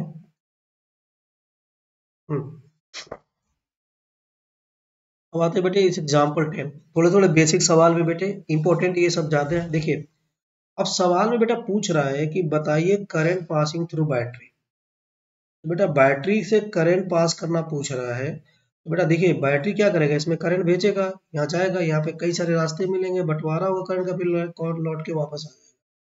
तो देखिए पूछ करंट रहा है, लेकिन थोड़ा स्टेप ध्यान दीजिएगा बेटा, मैं यहाँ पर दिखाता हूँ इसका करंट आई, जितना जाएगा उतना वापस भी आना चाहिए, तो बेटा ये आगे जैसे ही बढ़ेगा ये करंट का बंटवारा होगा, फिर तीनों जाएंगे मिल के फिर आई वापस मिल जाएगा। लेकिन हमें करंट पासिंग थ्रू बैटरी का मतलब सर्किट का करंट मतलब ये आई बताना है। तो बेटा मैंने अभी आपको बताया था ना, आई के लिए क्या करिए, इसका एक रजिस्टर बनाइए, एक रजिस्टर मतलब इक्विवेलेंट, और यही बैटरी रखिए 30 वोल्ट की है, तो इसमें करंट निकालिए। मतलब मेरा ये कहना है कि जब आपको सर्किट का करंट बैटरी का करंट पूछे ना, तो सबसे आसान तरीका यही है इक्विवेलेंट निकालने का। ठीक है, तो चलिए इक्विवेलेंट निकालते हैं। बेटा ये तीनों किसमें है पैरेलल में है यार, पैरेलल में क्या लिखेंगे इसका इक्विवेलेंट, तो दो के लिए तो डायरेक्टली याद रखते हैं, तीन के लिए तो बेटा प्रोसेस करना पड़ेगा, 2+3+1/6 कितना हो जाएगा जी इसका एलसीएम 6 होगा क्या, 3, 2, 1, तो बेटा कितना हो जाएगा ये 1 आ जाएगा क्या, तो इसका मतलब ये तो 1 ओम है, तो ये 1 ये आर इक्विवेलेंट नहीं है, ये इसका इक्विवेलेंट है, 1 ओम ये है। अब बेटा देखो ये 1 और देखो ये 1 ना इसके साथ इस 1 के साथ सीरीज में, बेटा जब इन तीनों को रिप्लेस करोगे, चलो इसका मैं बेसिक डायग्राम बना के दिखाता हूँ। ये 1 ओम है, एक 1 ओम ये है बेटा। जब करंट चलेगा तो इस 1 ओम में और इस ओम में करंट सेम जाएगा ना, मतलब दोनों सीरीज में है, तो 1 और 1 मिल के फाइनली 1+1 यानी 2 ओम होगा। तो आर इक्वल फाइनली 2 ओम बना। तो बेटा बस करंट के लिए करना ही क्या है, आई बराबर वोल्टेज 30 का है, कितना आएगा 15 एम्पियर। अब इसके बाद ही बहुत सारे सवाल हो सकते हैं बेटे कि इसमें करंट का डिवीजन बताइए, तो मैंने आपको बता ही दिया है। जब पूछता 2 ओम बताओ तो वही 1/R का रेशियो बना लेंगे। चलिए इसको लगाइए, ये भी अच्छा सवाल है। अब देखो इसमें बैटरी का नहीं पूछ रहा है, इसमें जो देख रहे हो ना आप 2 ओम का जो रजिस्टर है इसमें इसमें करंट पूछ रहा है। तो पहले तो यार ये तो पता चले कि इसमें टोटल करंट आ कितना रहा है बैटरी का। देखिए बैटरी यहाँ लगा है, तो पहले इसका आई पता करना पड़ेगा। तो बेटा देखिए निकालने का तरीका equivalent, equivalent basic basic circuit बना रहा हूँ बेटा। समेटना शुरू करो सर्किट को। बैटरी पहले बनाया, ये आपका 4 ओम है। ये अच्छा सवाल है बेटा। ये अभी कुछ नजर नहीं आ रहा किसमें है, इसको ऐसे बनाओ। लेकिन देखो यार ये 2 और 1 दिख रहा, ठीक है, इसमें है ये सीरीज में है, तो इसको 3 बना लो। इसको 3 बना के इसकी जगह इसके दोनों पॉइंट के बीच में लगा दो। देखिए ये तो आपका 6 दिया ही है, ये आपका 4 दिया ही है, और ये 2 और 1 का सीरीज मतलब 3 ओम। और एक और चीज यार, जैसे पैरेलल का जो इक्विवेलेंट होता है ना, तो उसमें भी सेम होता है, उसी तरह आई का जो इक्विवेलेंट होता है उसमें आई सेम होता है, और इंडिविजुअल में भी वही होता है। तो बेटा जो 2 ओम का करंट होगा वही 1 ओम का होगा सीरीज, और यही इन दोनों के इक्विवेलेंट यानी इसका करंट जो चाहिए ना 3 ओम का, वही मेरा आंसर होगा। क्योंकि 3 ओम 2 और 1 का रिजल्टेंट है, और किस ग्रुपिंग का है, सीरीज का, और सीरीज में आई सेम होता है। तो इसके लिए बेटा यहाँ का करंट पता होने के लिए पता हो चाहिए कितना करंट इधर से आ रहा है। तो चलो अभी रिड्यूस और करो, तो ये दोनों किस में है, पैरेलल है बेटा। तो पैरेलल 2 का तो पैरेलल बड़ा आसान है, मल्टीप्लाई करके जोड़ देते हैं, तो ये हो जाएगा 2 ओम। तो इसको रिप्लेस करता हूँ बेटा यहाँ पे, यहाँ नया सर्किट बनाता हूँ। ये तो बैटरी है, ये 4 है,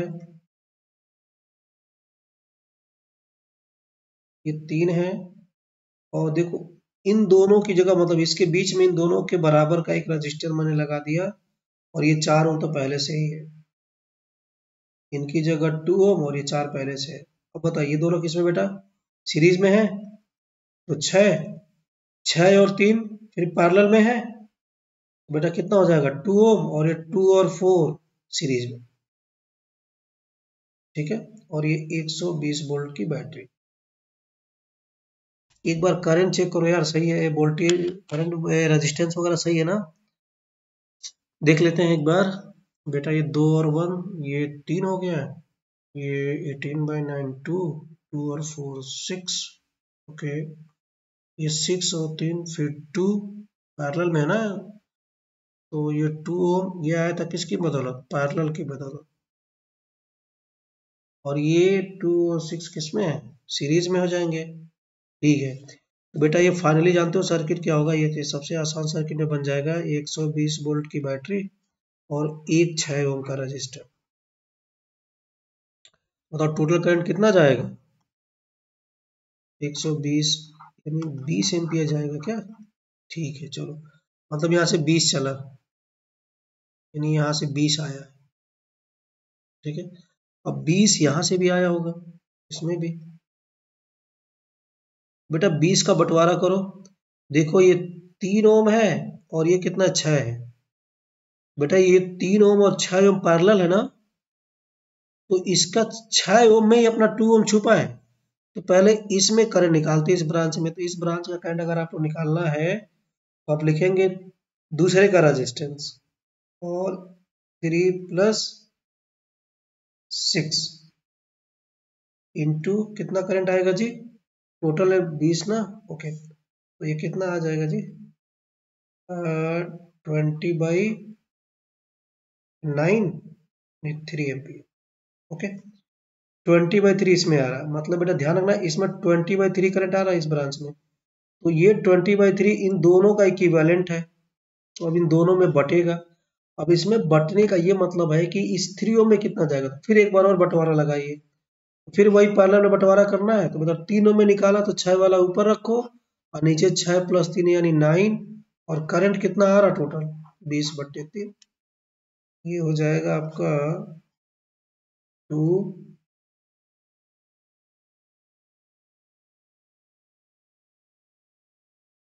मिनट यार, कैलकुलेशन इसमें कुछ बेटा, इसमें आपको चेक करना पड़ेगा कैलकुलेशन एक बार। करंट इसमें कितना हो जाएगा, दूसरे का रेजिस्टेंस लेते हैं ना, तो 6 तो ये हो गया, ठीक है कि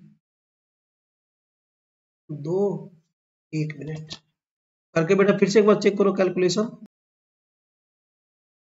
अच्छा अच्छा, देखो यार गड़बड़ क्या हो रहा है ना बेटा, ये 4 ओम भी तो है।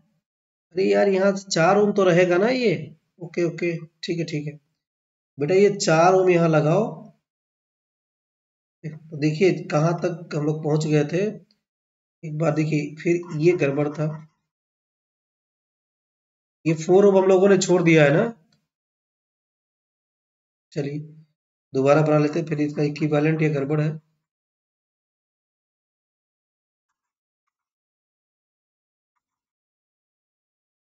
बाकी सब सही था बेटा, 4 ओम ध्यान नहीं दिया मैंने। चलिए फिर से बना लेते हैं इसको। बेटा ये 4 ओम यहाँ रहेगा, तो देखिए ये तो मिला था यहाँ तक कितना, 2 ओम, तो 2, ये 4 और 4, बेटा ये लास्ट में सर्किट देखोगे ना, ये 4 और 4 और इस सबका 2, सब सीरीज में है। बेटा फाइनली सर्किट जानते हो हमको क्या दिखेगा, ये फाइनली सर्किट हमें दिखेगा एक रजिस्टर और एक बैटरी, और ये हो जाएगा 10 ओम। कैसे, ये 4, ये 4 और इधर वाले सबका 2, ठीक है। तो बेटा अब इसमें तो करंट बना ही सकते हैं, तो यहाँ से आई कितना होगा जी, 120/10 यानी 12 एम्पियर होगा। तो देखिए ये 12 अब क्या होगा, ये 12 यहाँ से चलेगा, तो बेटा ये 12 का बंटवारा 3 ओम में होगा और इनका 6 ओम का है, तो इस 6 ओम में कितना जाएगा, तो देखिए ये अब इधर 6 ओम में निकालेंगे, इस वाले ब्रांच से बेटा निकालेंगे, दूसरे का रजिस्टेंस 3 है, ये 6 + 3, और करंट कितना आ रहा है, करंट इधर आ रहा है 12 एम्पियर, यही गलती हुआ था, तो ये 12 एम्पियर का करंट आ रहा है। बेटा इसको 12 एम्पियर करिए, तो कितना होगा जी, ये 4 एम्पियर होगा। कैलकुलेशन थोड़ा चेक कर लीजिएगा। तो ये 6 + 3 9, तो 3 यानी 4 एम्पियर। ओके, अब बेटा ये 4 एम्पियर इसमें जाएगा, इसमें चलेगा 4 एम्पियर, इन दोनों को मिलके ना करंट मिलेगा, ये तो 12 ही होगा टोटल, 12 और ये भी हो जाएगा 12, ठीक है। तो बेटा ये 12 करंट चलेगा, थोड़ा सा ओवर राइटिंग हो गया है, मैं इसको इरेज कर देता हूँ।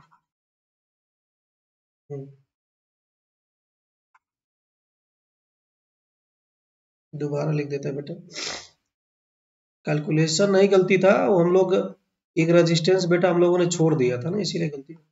टोटल तो 12 आ रहा, 12 जब चलेगा तो बेटा बंटवारा क्या होगा, इन दोनों के हिस्से में जा रहा है 4 एम्पियर, तो मुझे तो इस 3 वाले ओम वाले हिस्से का चाहिए ना, क्योंकि 3 ओम में 2 और 1 छुपा है। तो जब लिखेंगे आई रिक्वायर्ड, तो इधर में आपको 3 ओम में चाहिए, इधर 6 है, तो लिखेंगे 6/6 + 3 × 4। बेटा इसको सॉल्व करो, देखो कितना आ रहा, ये हो जाएगा 6/9 × 4, 3 2 3 मतलब 8/3 एम्पियर, ये सही आंसर है। ओके, तो ये आंसर होगा। एक बार देखिए क्या करना है बेटा, इक्विवेलेंट बनाते जाना है, आर इक्विवेलेंट बनाते जाना है, आई निकालते जाना है, डिवीजन करते जाना है। दो रेजिस्टेंस में पैरेलल में याद रखेगा आई का डिवीजन, जिसमें चाहिए करंट दूसरे वाले का आर लो, नीचे टोटल आर, जो उसकी तरफ करंट आ रहा था उसको बांटना। चलिए आगे बढ़ते हैं, एक और सवाल है बेटा, इसमें बोल रहा है दो आइडेंटिकल मेटलिक वायर्स हैं। आइडेंटिकल मेटलिक वायर का मतलब है डायमेंशन सेम होगा, मान लीजिए कि एरिया ए है, लेंथ एल है, और इसकी रजिस्टिविटी बेटा दे रखा है रो 1। और एक दूसरा भी ऐसा ही है। तो पहले केस में बोल रहा है कि दोनों को सीरीज में जोड़ रहा है, तो एक पहले केस में सॉल्व कर रहा हूँ। सीरीज मतलब बेटा इसी के आगे एक जोड़ देंगे, एक के बाद एक। तो ये रो 2 है, आइडेंटिकल मतलब एरिया और लेंथ सेम है। तो कह रहे हैं बताओ यार इफेक्टिव रजिस्टिविटी। इफेक्टिव का मतलब बेटा ना एक ऐसा सिंगल मटेरियल बनाओ, सिंगल मटेरियल मतलब एक ही रो होगा, इसमें दो रो देने का मतलब क्या, दोनों का मटेरियल अलग अलग है। इफेक्टिव का मतलब उतने ही लेंथ, दोनों के बराबर का लेंथ का बराबर के एरिया। ठीक है, तो देखिए सीरीज का मतलब क्या होता है ना बेटा, आर इक्विवेलेंट बराबर होता है R1 प्लस R2। तो बेटा आर इक्विवेलेंट कितना लिखोगे, रो 2L/A। अरे पढ़ा होगा बेटा, फॉर्मूला है कंडक्टर का रेजिस्टेंस कितना होता है, लास्ट क्लास में पढ़ा था, रो L/A। ये लगाना है। दूसरे के लिए क्या लिखोगे, रो L/A, और दूसरे के लिए फिर, ये तो पहले का हो गया, दूसरे का रो L/A। बेटा L/A सब में कॉमन है, तो यहाँ से जो रो होगा इसको बोलेंगे रो इक्विवेलेंट बोलो या इफेक्टिव। तो ये आएगा आपका रो 1 प्लस रो 2/2। बहुत इंपॉर्टेंट सवाल है, ध्यान देना इसको। तो यही चीज बेटा पैरेलल में लगाना है ना। तो पैरेलल में कैसे जोड़ते हैं, मान लो कि एक है, इसी तरह दूसरा हो जाएगा, एरिया लेंथ, एरिया लेंथ, ये रो 1, ये रो 2। तो बेटा पैरेलल में एक बनाना है तो डायमेंशन तो सेम ही लोगे ना। तो डायमेंशन ए और ए मिलके इस बार एरिया डबल हो जाएगा, इस बार लेंथ वही रहेगा। पिछले वाले में लेंथ डबल हो जा रहा था, एरिया वही रह रहा था। तो पैरेलल का क्या लिखते हैं बेटा, 1/R इक्विवेलेंट बराबर 1/R1 प्लस 1/R2। चलिए लिखिए,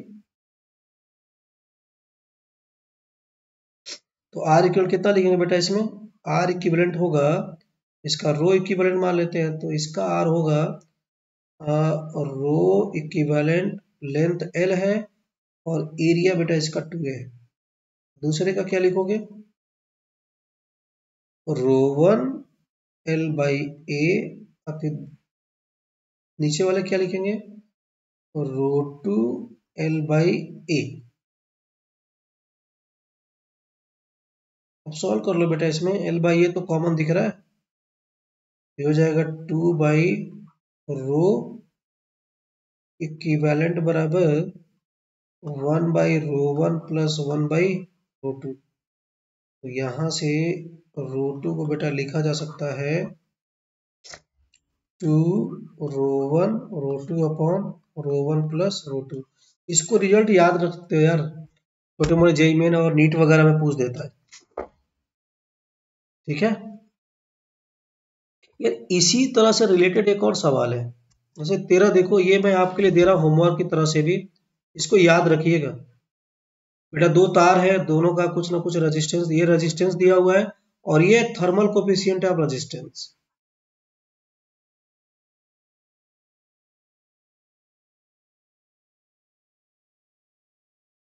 ये देखिए, ये बता रहा है कि ये टेम्परेचर वगैरह पे डिपेंड तो करता ही है। फिर से कह रहा है कि थर्मल इफेक्टिव थर्मल कंडक्टिविटी बताइए, थर्मल कोफिशिएंट ऑफ रेजिस्टेंस बताइए, सॉरी कंडक्टिविटी नहीं, इफेक्टिव थर्मल कोफिशिएंट बताइए जब उनको सीरीज में जोड़ेंगे पैरेलल। मेरा सजेशन, इसको सोचिएगा, इसको रिजल्ट याद रखिएगा। चलिए बेटा एक और सवाल इसमें, मतलब इक्विवेलेंट रेजिस्टेंस निकालने को सवाल कई बार दे देता है इस तरह से। बेटा कह रहा है एक वायर है, उसका पूरा रेजिस्टेंस 8 ओम है, इसको इस तरह से बेंड कर दिया सर्कल के फॉर्म में, तो कह रहा है ए और बी के बीच, ए और बी का मतलब ये टर्मिनल है। तो बेटा देखिए, इसमें एक रजिस्टर ये बनेगा और दूसरा इधर बनेगा और दोनों पैरेलल में है। तो पहले R1 R2 पता होना चाहिए, और ये R1 R2 इसी तार का हिस्सा है। तो निकालने का सिंपल तरीका क्या है ना बेटा, ये पूरा जो 360 डिग्री बनता है एंगल, तो पूरे 360 डिग्री मिलके पूरा वायर बनेगा। पूरे वायर का रेजिस्टेंस कितना है, 8। बताइए 60 डिग्री वायर का रेजिस्टेंस कितना होगा,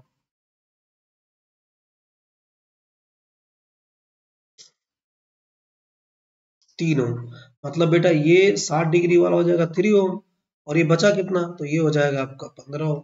आर इफेक्टिव कितना लिखेंगे आप, दो है तो पैरेलल में ना दोनों, बेटा इधर के बीच देखो, दोनों का इनिशियल सेम है, फाइनल भी सेम है। पैरेलल का इक्विवेलेंट क्या होता है, मल्टीप्लाई करते हैं और फिर जोड़ देते हैं।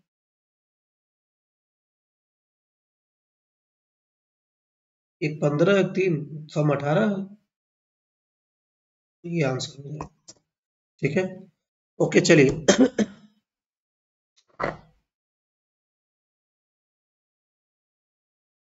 ओके बेटा, अभी इसमें और भी कुछ चीजें हैं इसमें, जैसे एक बोल रहा है नोट है। बेटा ये तो हम लोग सब देख रहे हैं, एक नॉर्मल सर्किट है, इधर से कुछ आई आएगा, कुछ I1 I2। अभी I1 को लिखने का तरीका मैंने बताया था, पैरेलल में दूसरे का रेजिस्टेंस ले लेते हैं, नीचे टोटल रेजिस्टेंस और जो आई आता है उसको मल्टीप्लाई कर देते हैं, इसी तरह I2 लिखते हैं। इसमें एक कॉन्सेप्ट आता है बेटा शॉर्ट सर्किट। शॉर्ट सर्किट से मतलब ये है कि जो आपने सर्किट बना रखा है, ये मान लीजिए कि ये R1 है, ये R2 है, जैसे कुछ करंट आ रहा है। तो बेटा इस I को अगर मान लीजिए यहाँ पे एक तार से मैं इसको जोड़ दूं ना बेटा, इसको बोल, तार मतलब एक कंडक्टिंग वायर, कंडक्टिंग वायर है। कंडक्टिंग वायर का मतलब बेटा इसका रेजिस्टेंस जीरो होगा। तो बेटा जो करंट है वो पूरा इसी रास्ते से चला जाए, जैसे जो आई आ रहा ना, ये चलेगा पूरा, आई इस रास्ते से निकल जाएगा और फिर ऐसे फिर इधर चला जाएगा। मतलब इसमें और I1 और R1 और R2 में कोई करंट जाएगा ही नहीं, जबकि पहले जा रहा था नॉर्मल सर्किट में, इसीलिए इसको नॉर्मल सर्किट बोलते हैं। इसमें ध्यान रखिएगा, जब शॉर्ट सर्किट करते हैं ना दो पॉइंट के बीच में, तो मतलब होता है उसमें एक तार से जोड़ दे रहा। तार जोड़ना मतलब रेजिस्टेंस जीरो, रेजिस्टेंस जीरो मतलब सारा का सारा करंट उधर चला जाएगा। यार यही तो पढ़ा है हम लोगों ने, पैरेलल में किधर करंट ज्यादा जाता है, जिधर रेजिस्टेंस कम होता है। तो आप शॉर्ट सर्किट करके क्या किए हो, उसका रेजिस्टेंस आपने जीरो कर दिए हो, तो सारा का सारा करंट उधर से ही पास कर जाएगा। मतलब ये है कि टोटल आई इधर से जाएगा, मतलब इस R1 R2 में कोई करंट ही नहीं जाएगा।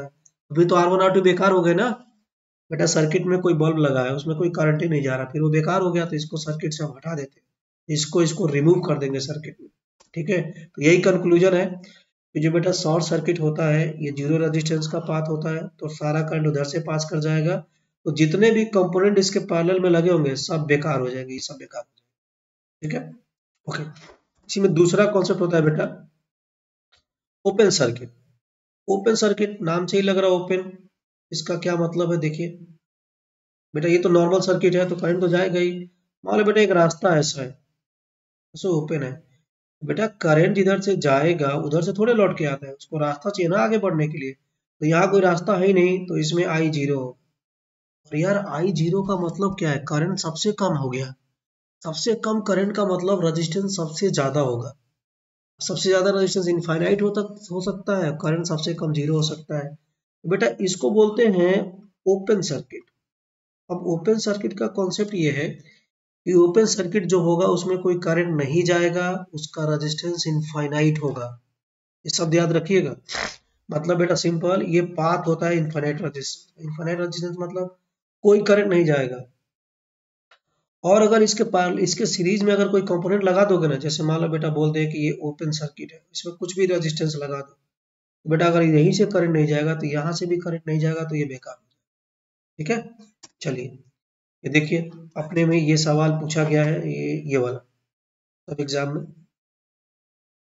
चलिए लगाइए इसको। बेटा वही है, इक्विवेलेंट आर निकालना है ए बी और एडी के बीच है। तो पहले बेटा एक बार ए बी में निकालते हैं। तो बेटा ये बताओ, ए बी में जब करंट चलेगा तो इसको रास्ता तो दिख रहा है, लेकिन ये बताओ इसमें करंट में क्या दिख रहा है, ये ओपन नहीं दिख रहा है। बेटा ओपन का मतलब ये भी तो हो गया ना कि एक तरफ खुला है। बेटा ये और ये, ए और बी के बीच में अगर आप बैटरी वगैरह लगाओगे, बेटा इधर से करंट जाएगा तो इधर से थोड़े आएगा, ये अलाउ थोड़े है। इसको आगे बढ़ने का रास्ता चाहिए ना। तो ये और ये ओपन सर्किट में बोले जाएंगे। ओपन सर्किट मतलब ये बेकार हो गया, बेटा इनको तो हटा ही दो। तो फिर देखिए क्या बना, ये तीनों किस में है, ये तीनों सीरीज में है, तो 3R, और ये उसके साथ पैरेलल में है R, तो 3R/4। और बेटा फिर ये यहाँ से क्या कर देंगे, ये 2R और ये 3R/4, मतलब R इक्विवेलेंट जो ए बी का होगा ये हो जाएगा R+R+3R/4। सॉल्व कर लो जी, ये 2R हो जाएगा 6, ये 2 8, यानी 11R/4 हो जाएगा आंसर। ठीक है, चलिए दूसरा बनाते हैं एडी। ये पहला था, दूसरा दूसरा बेटा जब AD बनाओगे ना, ये है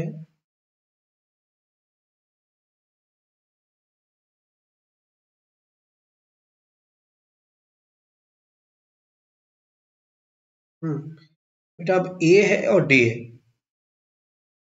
बेटा आप समझो ना, तो से इसके बीच में बैटरी जोड़ने की बात हो रही है, तो बेटा करंट इधर से चलने का रास्ता तो दिख रहा है आपको, लेकिन इधर अगेन ओपन है, तो इस बार ये बेकार और इस बार ये बेकार, समझे? ओपन का मतलब और एक तरफ खुला है तो ओपन, उससे भी करंट नहीं जाएगा, नहीं जाएगा करंट मतलब बेकार। मतलब मेरा ये कहना है, अगर किसी कारणवश किसी सर्किट में, चाहे वो ओपन होने से, चाहे शॉर्ट होने से, या इनफाइनाइट रेजिस्टेंस के होने से, अगर किसी कारणवश किसी रजिस्टर में अगर करंट जीरो हो जाता है, मतलब वो हमारे लिए बेकार है, उसको सर्किट से हटा दे। ठीक है, तो बेटा बनाओ, देखो यार ये दिख रहा है ना, अब ये दोनों किस में हो जाएंगे, सीरीज 2R, उसी तरह ये नीचे 2R, और ये 2R देखो दोनों पैरेलल में है, तो ये बनाएगा R। फिर देखिए फाइनली सर्किट ऐसा आपको बनेगा, यहाँ मैं बना के दिखाता हूँ। एक ये R होगा, ये R होगा, और ये R होगा, ये D है, R R R, तो आंसर कितना हो जाएगा तीनों सीरीज में, तो दूसरे का आंसर 3R आएगा। चलिए, अब लास्ट मेथड है बेटा आज का, पॉइंट पोटेंशियल मेथड। अब देखो यार, एक सामने आपके सवाल है, मेरा फिर से वही सवाल है बेटा कि आपको इक्विवेलेंट आपको रेजिस्टेंस बताना है AB के बीच में। अब बच्चे कई बार गलती करते हैं कि इनको लगता है कि तीनों सीरीज में है। बेटा ऐसे एक के बाद एक नहीं जुड़ा है, दिख तो रहा है लेकिन जुड़ा नहीं बोलेंगे। देखिए क्यों, शुरू हुआ यहाँ पे बेटा रजिस्टर शुरू तो हो रहा है यहाँ पे, खत्म तो हो रहा है, लेकिन ना एक तरफ नहीं, दो तरफ जा रहा है, तो इसलिए इसको सीरीज नहीं बोलेंगे, पैरेलल में नहीं दिख रहा। बेटा मामला तो उलझा हुआ है, ना सीरीज है ना पैरेलल है। तब एक तरीका है पॉइंट पोटेंशियल।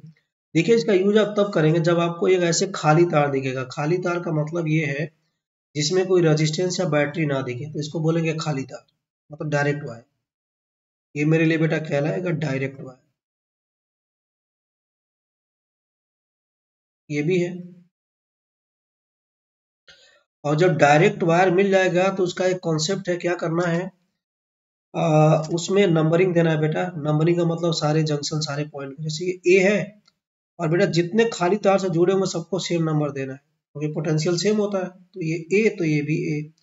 उसी बेटा अगर इसको मैंने बी दिया है, तो ये जहां तक जुड़ा है उसको बी दे दो।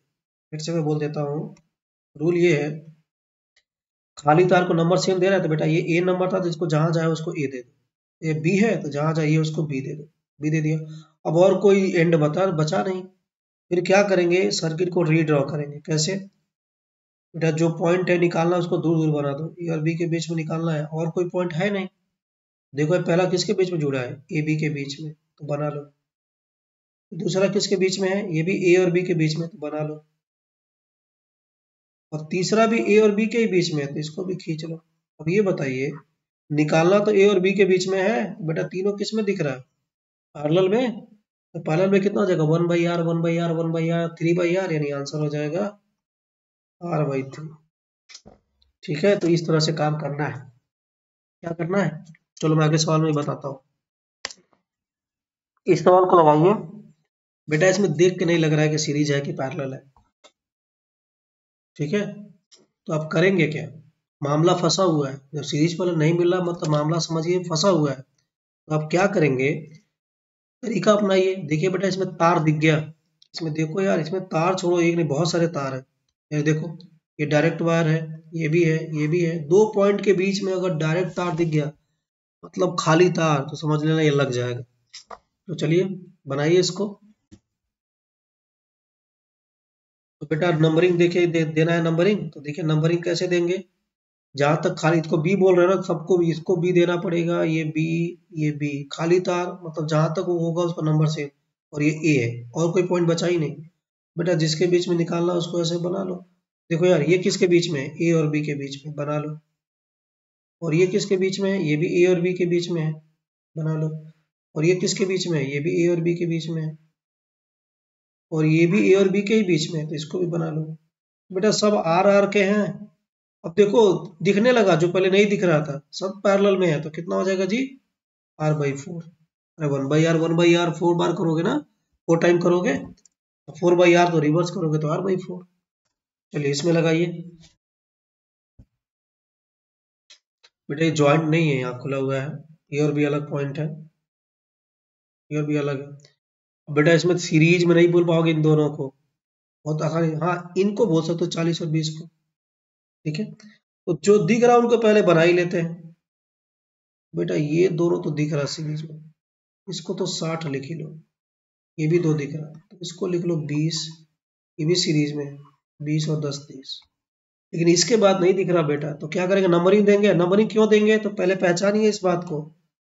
बेटा देखो, ये खाली तार मिल गया ना आपको, ये, हाँ देखिए ये खाली तार है और एक और ये उसका मतलब टच नहीं कर रहा, ऊपर से जा रहा था, ये खाली तार है, मतलब ये लगाना है पॉइंट पोटेंशियल। कैसे करना है मैं बता रहा हूँ, देखिए नंबरिंग दीजिए। तो बेटा ये ए और बी, इसको कुछ मान लो सी, बेटा जहां तक तार होगा उसको सी मिल जाएगा। इसको बोल लो डी, तो ये जहां तक तार होगा डी। देखिए जिसके बीच में निकालना है उसको दूर दूर बना दीजिए, और बीच में और कितने पॉइंट मार्किंग करना पड़ा है, 2। जितने और पॉइंट होंगे उसको बीच में बना लो, अब गिनते जाओ यार। देखो यार ये 2 वाला किसके बीच में है, ए और सी, ए और सी के बीच में 2 जोड़ दो, और यहीं पर लिखते चलो कि कौन सा जोड़ है, बाद में भूल जाओगे कौन कहाँ है। देखो यार ये 60 वाला किसके बीच में, सी और डी, सी और डी के बीच में 60 है। फिर ये 20 किसके बीच में है, सी और डी, तो इसके बीच में जोड़ लीजिए। और ये 30 किसके बीच में, ये भी सी और डी। और ये 3 किसके बीच में है, बी और डी। अब कोई बचा नहीं, देखो यार क्लियरली दिख रहा है बेटा, ये तीनों किसमें है, पैरेलल में है, तो इसका इक्विवेलेंट 1/30, 1/60, 1/20, बेटा वो 60 हो जाएगा, एलसीएम होगा जी 2 1 3, यानी बेटा ये 1/10/60 आएगा, तो इसका आर इक्वल कितना हो जाएगा,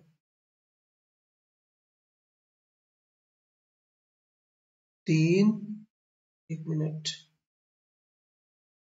6 होगा ना ये, तो 10 ओम आएगा रिजल्टेंट इसका। तो ये 10 का है, ये 2 और ये 3 सब सीरीज में है, तो बेटा लास्ट में जोड़ लो सीधे सीधे, 2 + 10 + 3। ठीक है, 15 ओम आएगा आंसर इसका। ठीक है, चलिए अब ये इस पे बेटा कुछ आपके लिए होमवर्क है, देख लीजिए, इसका आंसर भी दिया है, लगा लीजिएगा। देखो यार पिछले लेक्चर में भी होमवर्क दिया था, तुम्हें जरूर लगाना, ना इसमें कमेंट कर लेना, मैं बता दूंगा। ठीक है, इसको लगा लीजिएगा, एक ये भी है, आंसर भी दिया हुआ है, लगा लीजिएगा। ये तीसरा है, इसको भी आपको लगाना है।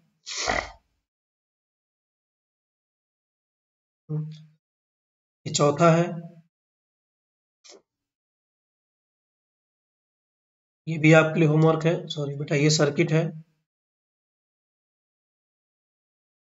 सब लगा लीजिएगा ये सब। ओके बच्चों, तो मिलते हैं अब अगले लेक्चर में, बहुत जल्दी अपलोड करेंगे, कोशिश करेंगे। ठीक है, गुड लक।